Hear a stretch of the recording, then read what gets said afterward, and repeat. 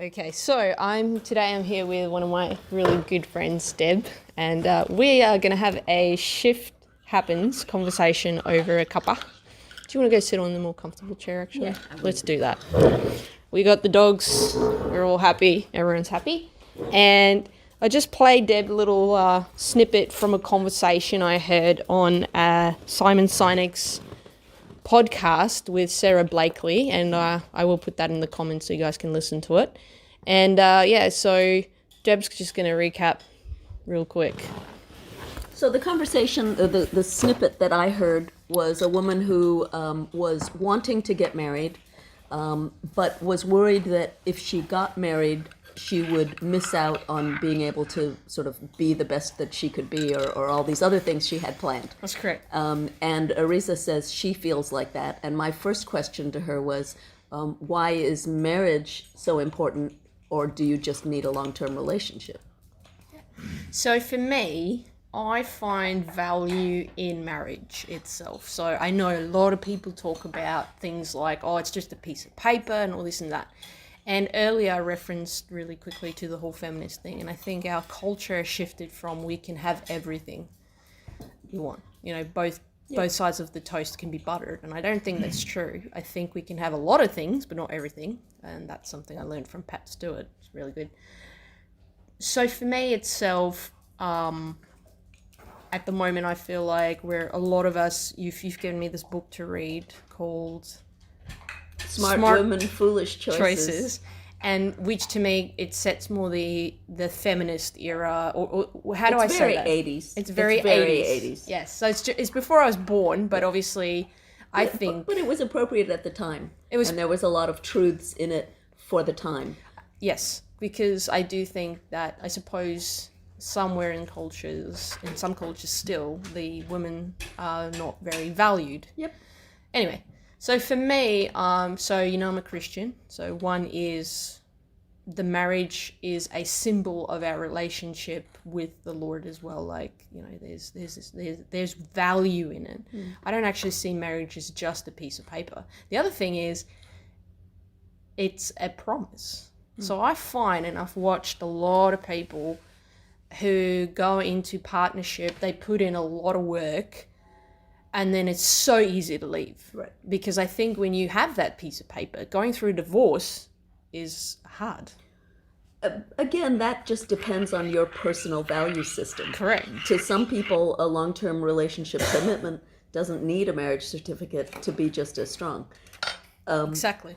And well, I think it's a symbol of that commitment and going, because I think these days people are, we mentioned it quickly about not being communicating, you know, with each other. And I'm suppose, like, when I'm not a marriage counselor, you know, but I think for me, it's a kind of like a reminder as well. Like the ring on your finger is not just a symbol to other people that you're married, but also a reminder of you're married.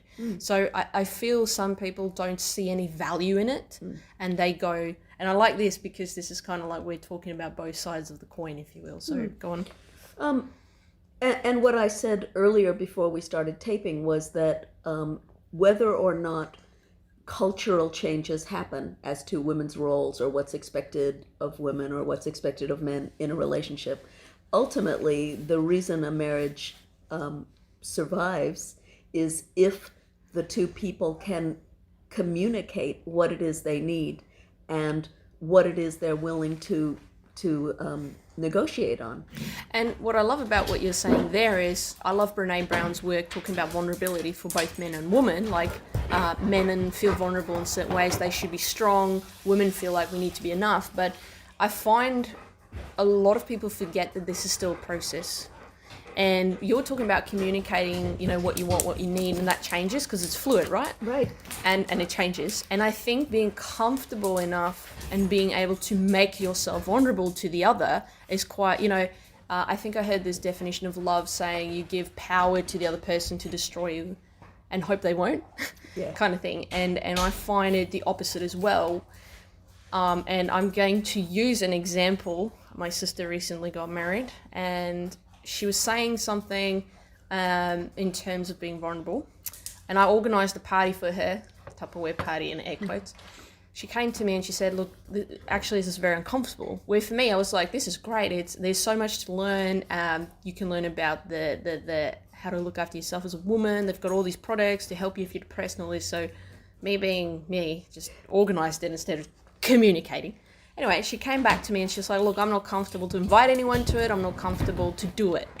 And I went, okay, it's fine. And she went very quiet. And I was like, oh, what happened? And she said, I thought you were going to bit my head off. And I was like, what do you mean? And she's like, well, I know how upset you get when you do a lot of effort and we kind of like just shrug you off. It feels like that.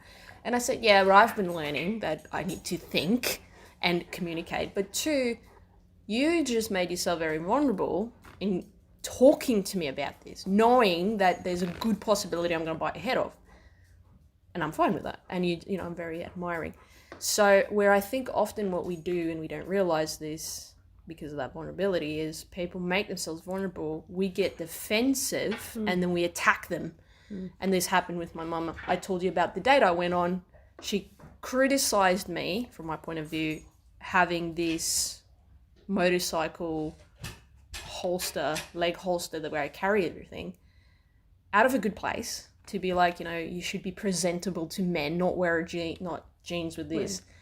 Right. Where I was like, my first instinct was, I am never telling you again, because I was making myself so vulnerable, going with a man I've never met to a place I've never been, and all you could think about is what I look like. Right.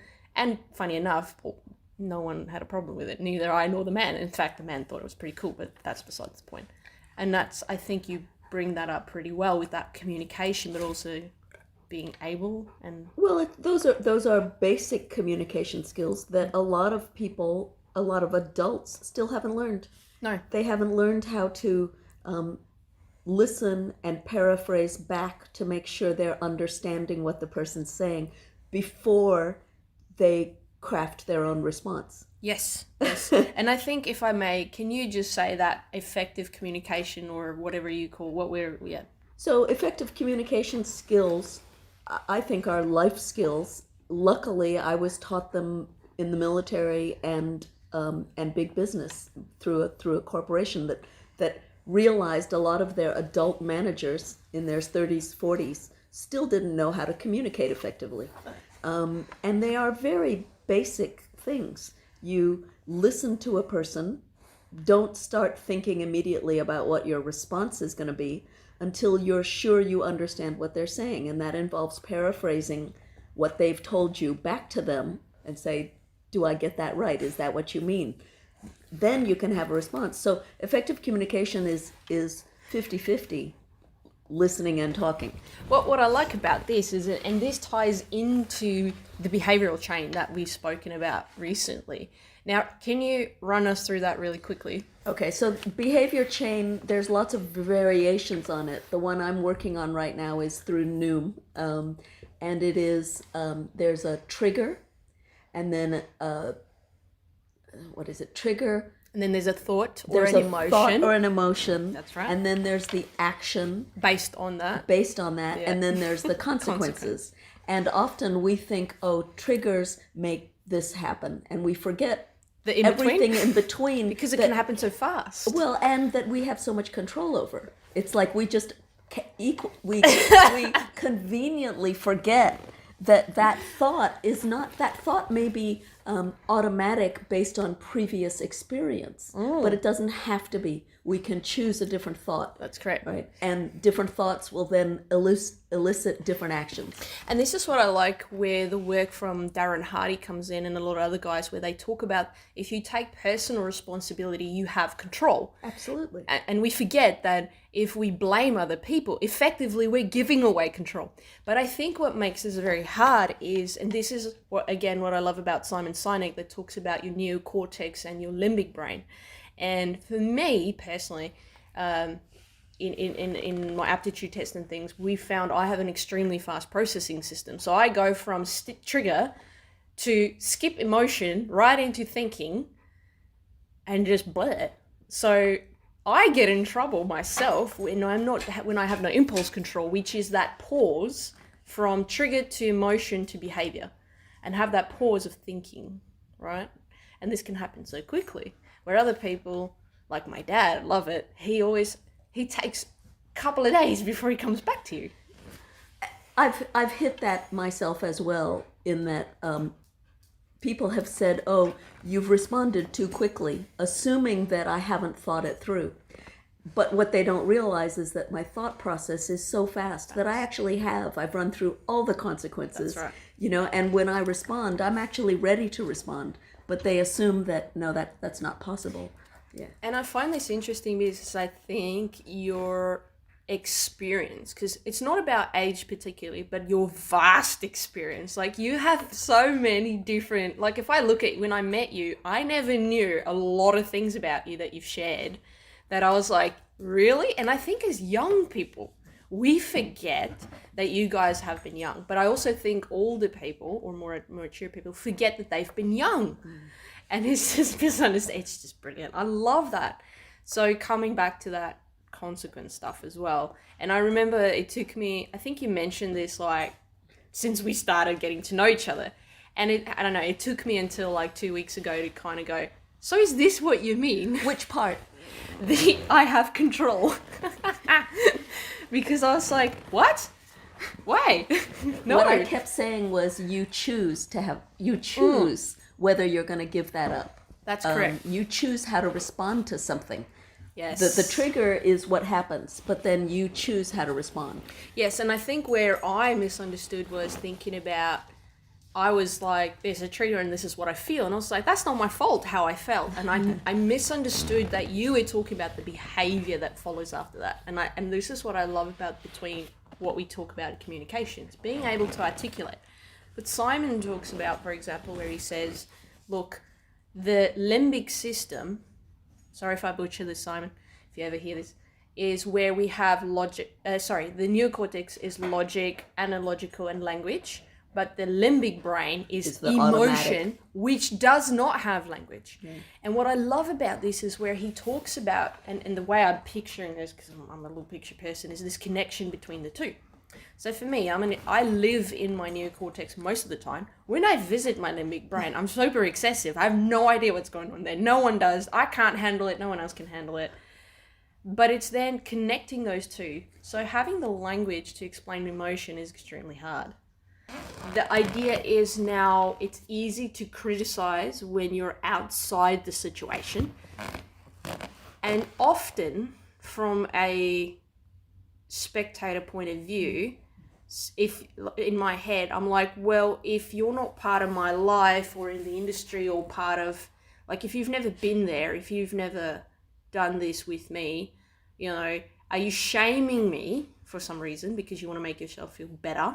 Right? Or are you so shame to me, and Renee talks about this, is about you're attacking the person themselves for who they are, which is not something they can necessarily change. They can improve, but not change it. And I'm always thinking, like, is the payoff with trying the effort to be different than what you are, right? So that's the one thing. Where guilt is more focused on the behavior.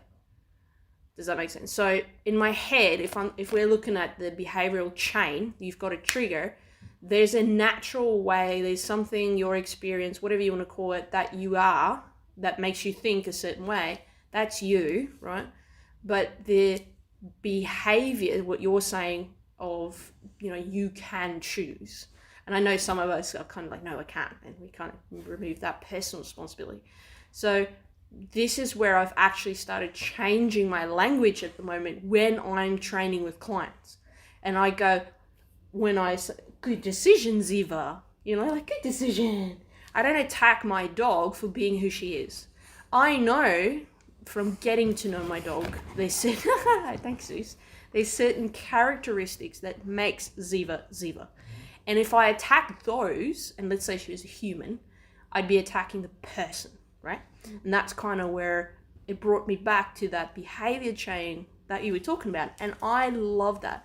And guess what? This is actually a Christian principle, which, and the other day I was thinking of, sometimes we have to experience things and not understand them because it's just part of the journey, isn't it? And that's kind of what, and you're talking about communication. But there's another element to it that I think we forget, and it is forgiveness. Because it's a process. And sometimes it's not forgiveness, it's just allowing somebody the space to be who they are. Who they are. Thank you. Yeah. Thank you. Yes. So I don't have to forgive anything. I just have to acknowledge that it's a different person and a different thought process. That's right. And thanks for saying that, because that's the work that Mark Gungor comes from. So one, he does talk about the men and women brains, but then he has this podcast or something where people, mostly women, will ask him questions like, how do I change my man? And he'd often go, for example, I remember this one lady said, my husband collects beer bottle caps and it's a pain, and whatever else she was complaining about it. And he went, did he do this before you got married? And she was like, yeah. And he's like, what's your... And I'm wondering, and this is where I'm curious with the feminist era or change or whatever. I've seen a pattern where once you get married, and I've heard the whole thing where men will say, oh, the hunt's over, we've got it, it's done. And they stop doing what they did before they got married. But there's this thing that happens where the wife takes charge of the home, which I think is a very traditional role, which makes sense if one's out working. But if both are working, now there's a different change, right? So it's that situation, context kind of thing, time, place, circumstance. Love Steve teaching me things. And I've seen this happen within 6 months of my sister's marriage, where now she starts to criticize the man and the husband for not being like her. And what I love what you just said there. So again, you've got this communication. And the only reason why I mention it is I know there was this post on Facebook of a lady or a girl with her husband. And what she did was she drew all these little angry faces. And what she did was on a piece of paper. And every time the man did something she didn't like, she puts it there and takes a photo of it. And now she's got this collection that she shared. And every woman was like, yes, men like this and that. And I'm like, hey, they are men. And Mark Gungor has a really funny thing called Laugh Your Way to Marriage, which is a seminar. And he says, this is not a seminar where we beat up men for not being women. And what I love about you saying, and again, this is men, women, but individuals, I think what you were saying there about having that space so people can be who they are. Two things came to mind from what you were talking about. One was my mom saying, if you don't love everything about him now, don't marry him. She said, marriage is where those little habits that drive everybody else crazy are what you actually love about the person. Yes. So when people complain to me, oh, Colin's repeated that story like for the 800th time, I'm like, yes, he has. Yes, you smile about it. I'm smiling. It's like, yeah, it does sometimes. It can drive me crazy, but it's like one of the things that I loved about it. Yeah, exactly. And the other thing that brought to mind was because he was Navy and because he was in submarines, and submarines have the highest divorce rate of any other armed service, one of the requirements before we got married was a 2-hour interview with the chaplain. And that's brilliant. And paperwork. Which we had to fill out beforehand. And it asked us the kind of questions we'd never asked each other. What our expectations were. What roles did we see each of us playing in the marriage? And very specific questions. What would you do if... Yes, finances right, and blah. Exactly. And when we did those workshop things, it was like, oh, gee, I never thought about it. And we wrote down, and when we went into the meeting, what came out of the meeting was, we were out in about an hour. He said, both of you, Deb has been married before, Colin hasn't, but you're both very clear in your expectations. You know what hasn't worked before. And you have an idea of what's going to work. And you probably know yourselves very well. You know yourselves very well. And you're willing to communicate about it. He says, I don't really anticipate any problems. Now, I'm glad you brought that up. And this is another thing why I love marriage. Because my sister and her fiancé had to go through the same thing, except it was a lot longer. Well, they're younger and, whatever the reason is. And I find that if you're in a long-term relationship and you just kind of let things be, and again, this is a principle that I caught up from Darren Hardy that says, if you leave it to chance, it's open to disaster.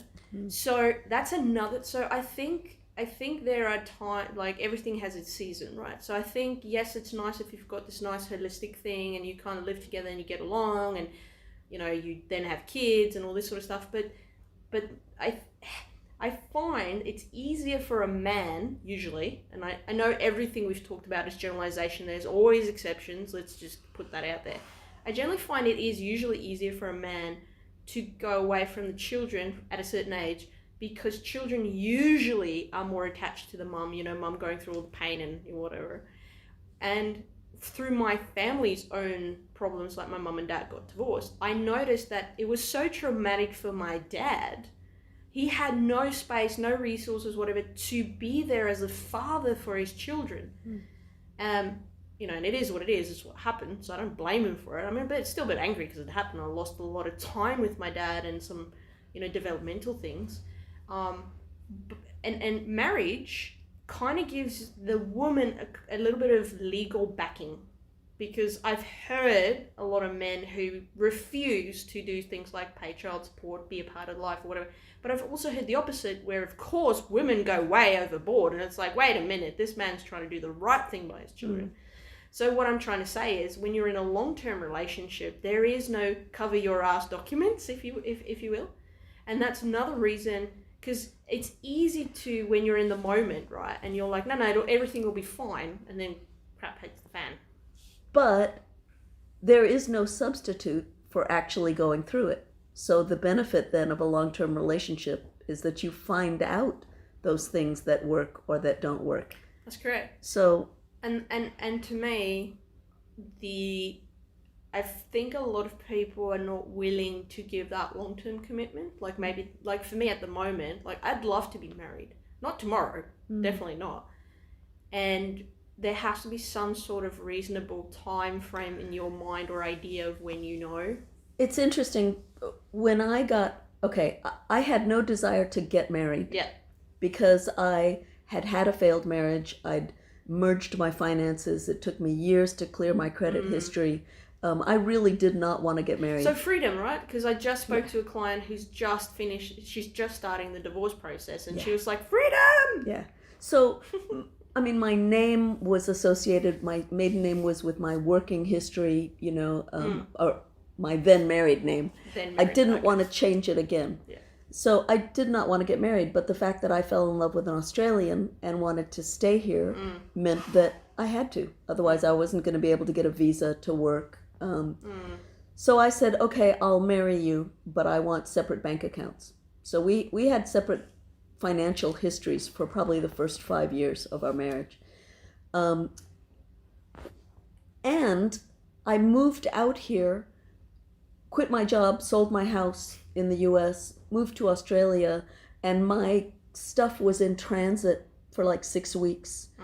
So I would say that first 6 weeks, if I had been in the US with him, I probably would have cut and run. I would have decided in that 6 weeks, this is never going to work. Because I had not been in a long-term relationship for so long, and I was so, you know, this is the way I do things. I'm not going to compromise. Yep. And it was simply the financial thing of, I don't have a choice. That's yes, right. I can fly back to the US, but am I going to do that without giving this at least 6 months? And I think you're bringing something up there again. So I'm finding that sometimes when you're in a situation where you don't have a choice, or there's this delayedness, so a long-term relationship is, and what this particular lady said to me, in Australia or in WA or Perth, whatever, it's before you even go for getting the divorce papers or whatever, you have to be and prove that you've been separate for 12 months. So just that, to me, can be a motivation to keep trying, but it can also be an obstacle for people who really do need to get away from maybe abusive relationships or whatever there is. And that's what I mean. So there's always, and I love, I just learned this new thing, there's no solutions, there's no trade-offs. I can't remember who said that. It's the guy I met, Right. and whoever he read.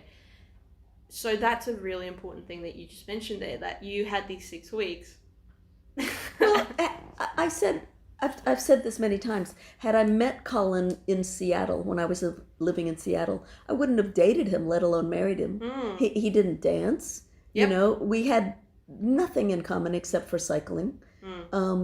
Yeah, it just, I never even would have contemplated it. And it was only that he saw me at my absolute worst. And proved that he loved me that way. Even when I couldn't love myself, he still loved me. Brene actually talks about that. And when that she was said just your this, husband loves you more than you do. Oh, that was such an eye-opener. And prior to that, I wouldn't have trusted that from anybody except family members. I couldn't believe anybody except my immediate family could be like that. But he proved it in a very short time. Not that I didn't. You weren't looking for proof, but it was there. Well, and not to say I didn't continue to test it for the next 2 or 3 years of our relationship. Just 2 or 3 years, or a bit more. No, about 2 or 3 years. Yeah. It took a long time for that to finally sink in, and when it did sink in, it was such a relief. And I find what you're saying there very interesting, because in the book that I read and a lot of other things I've listened to, I find men, because to them it seems the vulnerability is about being strong, being able to provide, except with the whole feminist things that started changing, because a lot of women now are like, hey, I have a job. Don't want you to provide. I don't need you to provide, right? And I find that some men, it actually makes them very lazy. And then what they do is they just want someone to take care of them, right? Which some women like that, some women don't, some, whatever. But for the woman, it's about being worthy. And this is a lesson that you taught me as well. And this was a period of 6 months or whatever it was for my head to wrap it around. The concept was, don't attach your identity to your job. So not one thing. And, being reminded of, I am more than a dog trainer. You aren't just what you do. That's correct. I am not just, so for you, you're married. So it's like, you're not just a wife. And I think for some women, that becomes a problem. So and I think I learned this from the bucket list, where these guys were married for whatever amount of years, and the guy said, I don't know what happened. Like, once the kids were out, we looked at each other and we were like, what the hell? And it's like, well, you're so focused on being a father and a mother, you forgot to be a husband and a wife. You forgot, and I heard this thing that some people, they might be depressed at home, so they escape at work or with their friends. Others go, I'm so upset at work that and it's like, hey, that's that balance that we talk about. And what I love what you just said here is, you were like, we didn't have a lot in common. And I find these days the pattern is, how much do we have in common?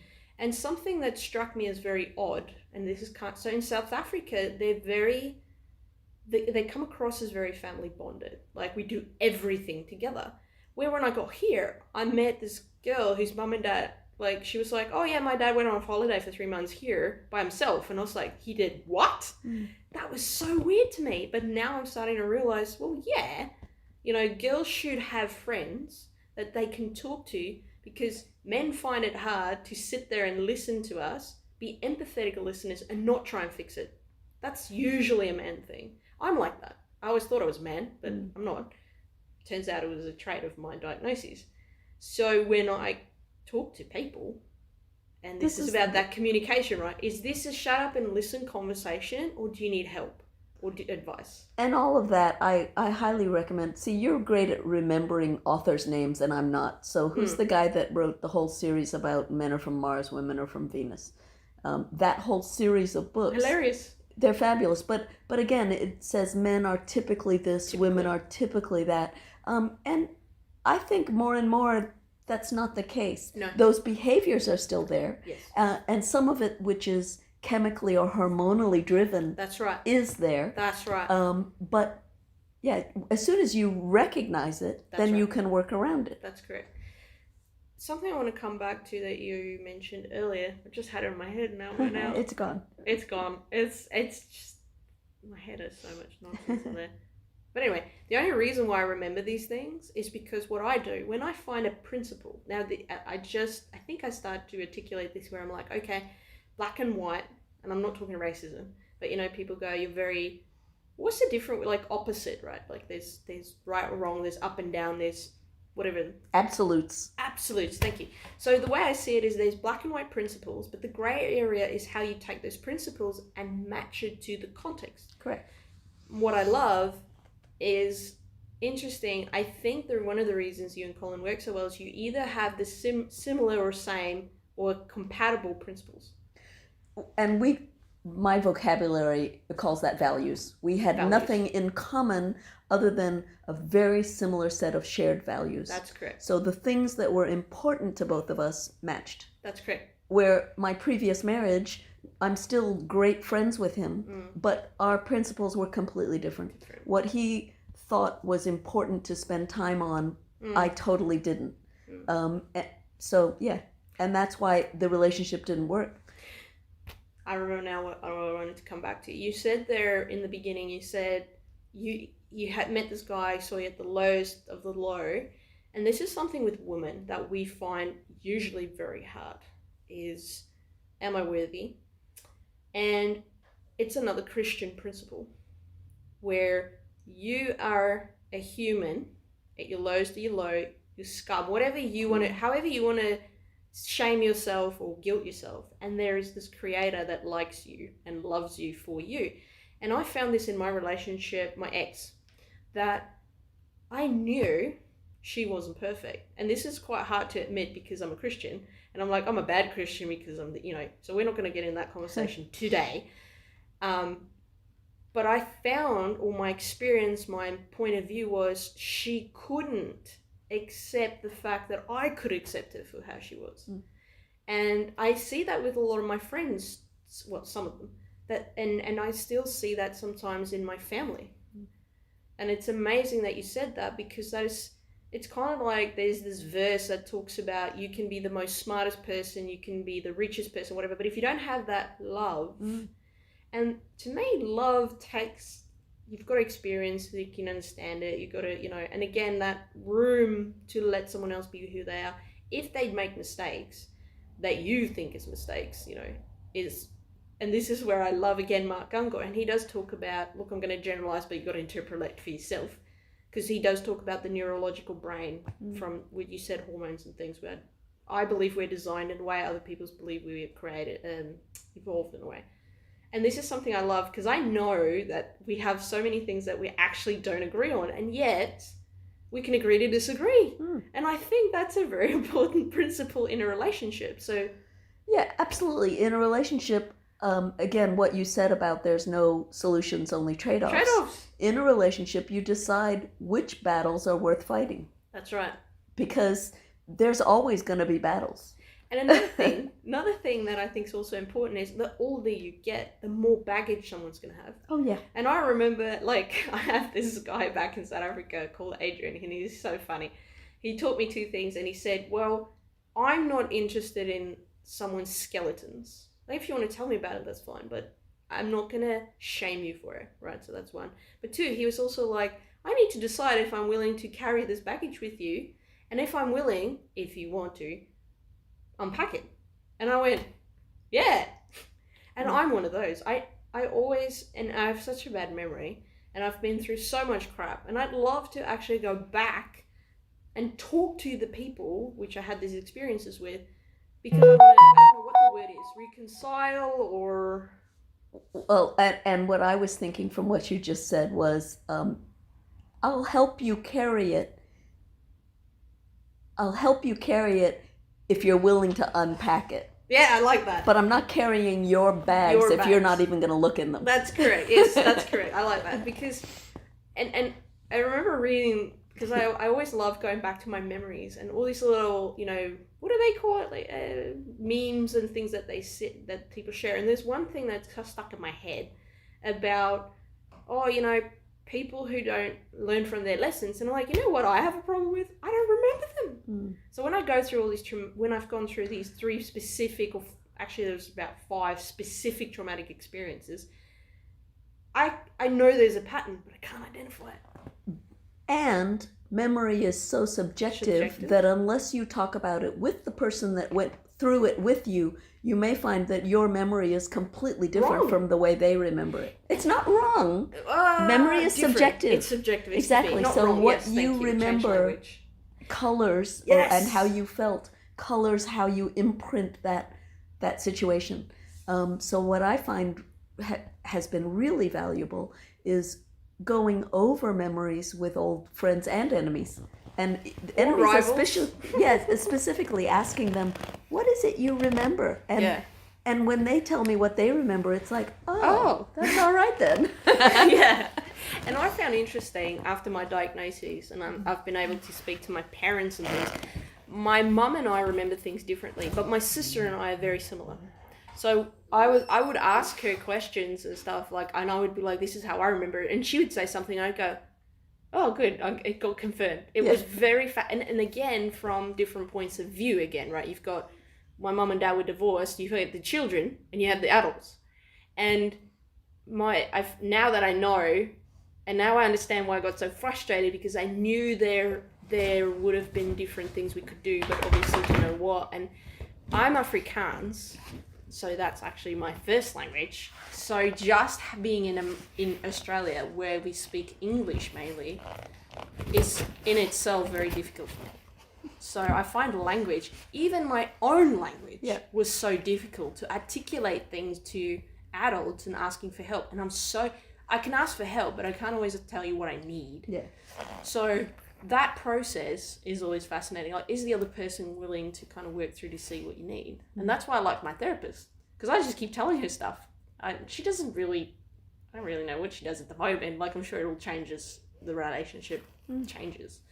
So, and I saw this from a guy, I think he was like 80 years old or something, and they were like, how did you manage this? And he's like, oh, my wife changed all the time, and I just kind of went with it. Yeah, and I hope they do, because I hope you progress in your... Well, it's inevitable that both of you are going to change, and a relationship really depends on how you manage that change, how you address it. And some people can't. They change into beings where who they are now is more important than saving the relationship. And I think for me, the marriage side of it, the certificate, the whatever paperwork, is just another way to kind of have something there for it. Although not really, for me, it has value. For me, marriage, like saying I am getting married to someone, to me carries just a lot of value. And I would say just make sure that your partner understands. Yeah, exactly, and yes, feels true, that way. Very true. And now that I'm been involved in this online, I don't want to say online dating, because I kind of just meet them and then I want to do face to face. That to me is more better. I've noticed that there are some of the men and things, when I start speaking to them, and you can hear, if I have a guy that says I want to be married, I want to have kids, I'm like, oh cool, that's at least a good start. But if someone's not saying that, I can immediately go, we don't have this same, I don't know if the value, idea, whatever. See, and I would say you might be missing out there. True, but I can't be married or date every single man I meet, you know. But that person may be willing to be married. Compromise. Yeah, right. I understand. Yeah, it's not the only thing I'm looking at, of course. So yeah, I don't want to say tick boxes, because I think that's a bit weird too. I'd say I'd be more asking about, were your parents divorced? And if so, did you learn anything from it? I like that. This is why I love talking to you, because it's like, what did you learn? The thought process for me is, if your parents have been married that long, then you have a vision of what marriage means. It's highly unlikely they would have been married that long without there having been disagreements. And you would have then learned how they dealt with disagreement. So you would have had some tools there to work with. Monkey see, monkey do. Right. But if you ask somebody and they say, oh, my parents were divorced when I was young, then the question would be, do you have a relationship with your dad or your mom now, the other parent, and find out how the parents dealt with it, because that kid, that adult would have taken a lot of that on. And if they want to be married, then you need to find out what's your concept of marriage, because you obviously haven't, it's a construct that you've learned about, but you've never lived through somebody being married. Yeah. So if we had to sum up what we were talking about, or takeaway points, because I think there's so much in there, because we actually started with the whole relationship thing about, we were talking about me being married. You're doing the tail thing. I'm supposed to be doing that with Zita. Sorry. I'm supposed to be pulling. Yeah, pulling, yeah. So if we were summing that up, so we started with when I played this thing for you about being married and that sort of thing. Communication. So you were talking about. I'd say the key thing through all of this is effective communication. And whether that's A, learning how to do it yourself, and then B, finding a partner that also knows the same rules. Because everybody has, ways they do things, and you have to agree on what's acceptable and what's not. I think another subject we're going to talk about is all this crap about the unwritten rules. Yeah. Because I tell you, oh my goodness, how do you respect someone's boundaries if you don't know what they are? Exactly. And if they're not willing to articulate them, it's very much trial and error. Oh, So a lot of your old friends, you'll find, because we didn't know this, but we figured it out. It's like, oh, she doesn't like it when I do that. I'll learn that because her friendship is important to me. So therefore, I learn that rule. Last question. So you just said something there. We talked about, earlier we mentioned this, about the space to let someone be who they are, right? But it goes both ways. So if I'm not you, I'm not thinking like you. So sometimes you're going to have to remind me. And this is another thing I loved about Mark Ungor. And I always say to people, like the definition he says about reminding is taking it from wherever it is and bring it to the forefront of your mind.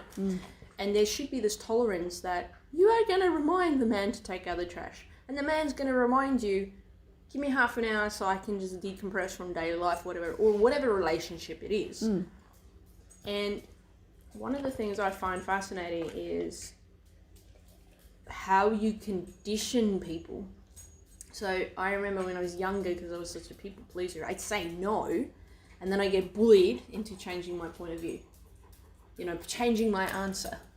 Where now, when I stand my ground, those who have done it for so long, and I say bullied just because it's not the right, for lack of a better word, manipulated, if you will. Now that I stand my ground, because they've been doing it for so long, and I've conditioned them by allowing them to do this, and now I stand my ground. And this is the whole parent, like once a parent and the parents, that's relationship dynamics changes with the child because the child's becoming an adult kind of thing. It's, that's another thing where I'm like, I'm not you got to remind me. And I'm happy to remind people. So communication, we definitely a good starting point. And the other thing is not responding to who they were yesterday. Respond to who they are today. And you might have to ask them, where are you coming from today? That's a good one. Yeah. So this was a great conversation. Thank you Good. so much. We're going to have a few of these in the future if you're okay with that. Sure. Shift happens over a cuppa. I love this. Thanks, Deb. You're welcome. It is fun.